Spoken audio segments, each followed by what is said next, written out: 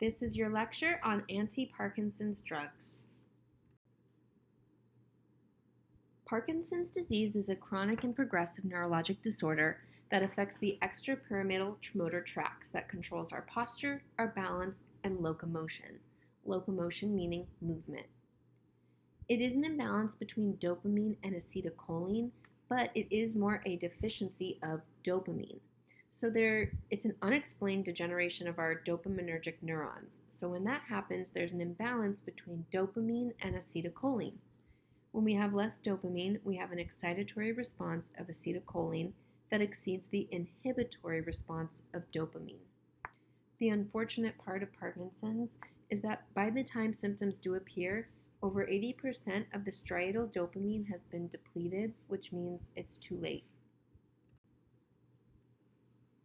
Parkinson's is considered a syndrome due to the following features with the acronym TRAP: tremors, rigidity, akinesia or bradykinesia, which is slow movement, and postural instability. You can see in this picture, you also have a patient that looks like they have a mask on their face.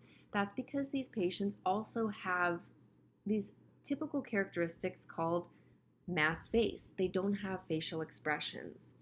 Another very prevalent sign of Parkinson's is a pill rolling motion of their hands, and you'll see that they're constantly looking like they're rolling a pill. You'll have tremors that are actually more prevalent at rest, and they have involuntary tremors that they cannot control. Something else that's very important to know with Parkinson's is on-off syndrome. On-off syndrome occurs when the patient is taking their medication as scheduled. However, they're starting to see more symptoms appear in between doses. So with Parkinson's, it's really important that you take your medications as scheduled at the same time and very consistently. So if you don't take your medications at the correct timing, your symptoms will start to appear because what we just talked about, there's a lack of dopamine. So we're constantly having to replace our dopamine by frequent doses. So let's say your patient takes their doses at 8, 12, and 4. That's been their schedule and their symptoms have been controlled well. Well, now let's say they're starting to see symptoms developing around 10:30 and their next dose isn't due till 12. Well, that could mean that now we have to do more frequent dosing. So instead of 8, 12, and 4, maybe we have to move to every 2 hours instead of every 4 hours. So if you see symptoms start appearing in between doses, that's what we would call on-off syndrome. The first category of medications we're going to look at for managing Parkinson's are our indirect acting dopaminergic drugs. The first classification is going to be our monoamine oxidase inhibitors, also known as MAOIs. MAOIs cause a breakdown of our catecholamines, and that includes dopamine, epinephrine, and norepinephrine. We can have selective or non-selective MAO inhibitors. There's MAOA and MAOB. Non-selective, we need to be much more cautious with because remember, we're non-selectively inhibiting because they interact with tyramine-containing foods. That is important. You know which foods are contained, including our cheeses, red wine, beer, sausage, pickled foods, and yogurt, to name a few. So that means that there's pretty significant dietary restrictions when you're taking these non-selective MAOIs. The highest concentrations of these drugs are going to be found in our kidneys, liver, stomach, intestinal wall, and brain. They're going to cause an increased levels of our dopaminergic stimulation in our CNS, which is going to counter our dopaminergic deficiency. Unfortunately, it's not 100% effective. Only about 50 to 60% of patients are going to respond to treatment. And this is a drug that we will use for Parkinson's disease, with our prototype drug being selagiline or Aldipril. Aldipril or selagiline is a selective MAO-B inhibitor that we use for Parkinson's. It is more commonly used as an adjunct therapy with levodopa. This drug is PO with an onset of 1 hour, a peak of 0.5 to 2 hours, half-life of 2 hours, and a duration of 1 to 3 days. Our next category of drugs are dopamine modulators. These drugs are going to work by releasing dopamine and catecholamines from the storage sites within the presynaptic fibers of our nerve cells in our basal ganglia. Those are the ones that have not been destroyed yet.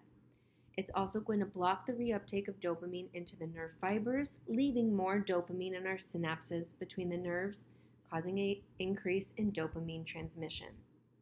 We're using this more in the early stages of Parkinson's, but unfortunately it can only be effective for about 6 to 12 months. We can also use it to manage dyskinesia with carbidopa-levodopa, and it can also be used off-label for management and treatment of an influenza infection. Unfortunately, it does also increase anticholinergic effects if we give it with an anticholinergic. So our anticholinergics are that can't see, can't spit, can't pee, can't poop. Our prototype drug, amantadine or Simitril. This is PO. It has an onset of 48 hours, a peak of 2 to 4 hours, half-life of 11 to 15 hours, and a duration of 6 to 12 weeks. Our next category of drugs, catechol-ortho-methyltransferase inhibitors. These are going to block COMT, also known as catechol-ortho-methyltransferase, which is the enzyme that is responsible for breaking down our catecholamines. It's also going to prolong the action of levodopa, especially when it's combined with carbidopa, and it is considered a reversible inhibitor. We utilize this for Parkinson's. Main things to note is it can cause discolored urine and worsen dyskinesia. We cannot take these with a non-selective MAOI due to a cardiovascular risk, and that's from a reduction in catecholamine metabolism. Our prototype drug, entacapone or Comtan. This does help to minimize our on-off effect when we take it with levodopa. We have to be mindful in patients with liver disease, and it only works peripherally because it cannot cross the blood-brain barrier. It is PO with an onset of 1 hour, a peak of 0.5 to 1.5 hours, half-life of 1.5 to 3.5 hours, and a duration of 6 hours. Our next category of direct-acting dopamine receptor agonists, we're going to be focusing on the non-dopamine dopamine receptor agonists. Those are going to work through stimulation by either the pre- and or the postsynaptic dopamine receptors in our brain. There's a few different uses, not just Parkinson's disease, but we can also use this for restless leg syndrome and excessive prolactin production. Our first drug, bromocriptine, is going to work by stimulating the D2 receptors and antagonizing the D1 receptors. We can combine this with carbidopa-levodopa. We do prefer to start bromocriptine first until we need to add another drug for management. It is contraindicated in any ischemic disease, as bromocriptine stimulates dopamine receptors in peripheral tissue, and that leads to vasoconstriction. So if we have vasoconstriction, we're going to worsen any sort of ischemic disorder, so we need to be mindful of that. It is a PO formulary with an onset of 0.5 to 1.5 hours, a peak of 1 to 3 hours, half-life 3 to 5 hours, and a duration of 4 to 8 hours. Next, we have our dopamine replacement drugs. Our prototype, levodopa, is the main drug we utilize for Parkinson's. It is the biologic precursor of dopamine.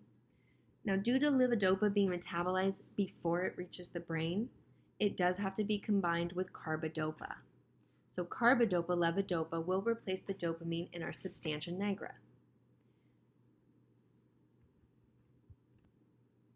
Another functionality of carbidopa is that it will block the conversion of levodopa to dopamine in the intestine and peripheral tissue.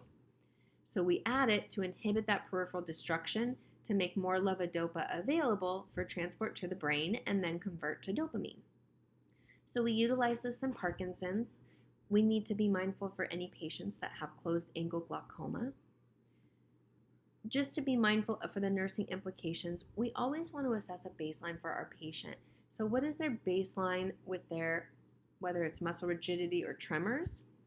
What are their current symptoms or signs so that we can monitor them during and throughout treatment? We also want to assess for on-off syndrome and explain to our patient that it's extremely important that they take their dose at the same time every day. This is something that's even really drilled into the hospital. So if you have a patient that comes in with Parkinson's, it is so important that no matter what else is going on, that we give those medications on time. And if we don't, there has to be a pretty good reason for it. As far as patient teaching, we do want to explain that this is palliative. This is not a curative measure, and these medications are eventually not going to be effective.